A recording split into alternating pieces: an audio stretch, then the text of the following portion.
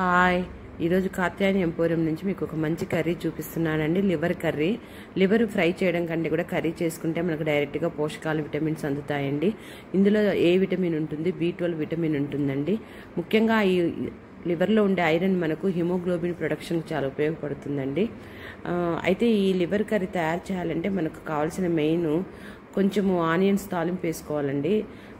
Onions, పచ్చిమిర్చి, కొంచెం చెక్క, లవంగా, మనం కొంచెం ఆయిల్ వేసి ఆనియన్స్ కొంచెం అట్లా వేగిన తర్వాత పసుపు వేసుకోవాలండి.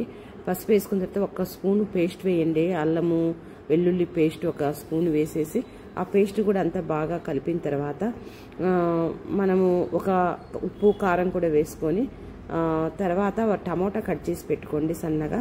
ఒక టమాటా కూడా వేసుకోవాలండి. తర్వాత దీంట్లోకి ఒక చిన్న మసాలా గ్రేవీ కోసము కొబ్బరి, జీడిపప్పు, పచ్చిమిర్చి, పుదీనా కలిపి ఒక ముద్దలాగా చేసుకొని నాకు రెడీగా ఆ పేస్ట్ ఉండిందండి ఇంట్లో. ఆ పేస్ట్ వేసాను. కొంచెం గ్రేవీ బాగా టేస్టీగా ఉంటుంది. ఆ పేస్ట్ కూడా వేసి కొంచెం కలిసిన తర్వాత మనం శుభ్రంగా కడిగి పెట్టుకున్న లివర్ ముక్కలు వేసేయాలండి. లివర్ ముక్కలు కూడా వేసిన తర్వాత బాగా కొంచెం మగ్గాల. ఎందుకంటే లివరు విడిగా చేయడం కంటే కూడా కుక్కర్లో చేస్తేనే మంచిదండి. ఇందుకు మనకు గ్రేవీ కావాలంటే ఎక్కువ లివర్ తీసుకున్నప్పుడు ఎక్కువ గ్రేవీ వేసుకుని ఎక్కువ టమోటాలు, వాటర్ వేసుకుంటే చక్కగా గ్రేవీ కర్రీలాగా, మటన్ కర్రీలాగా వస్తుంది.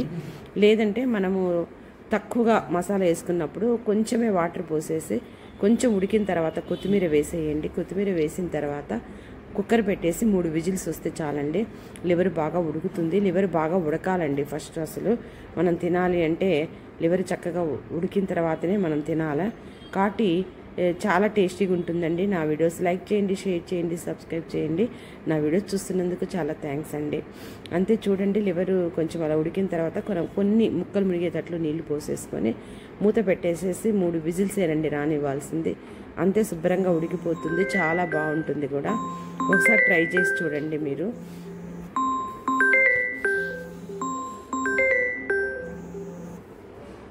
చూడండి, లివర్ కర్రీ రెడీ అయిపోయింది.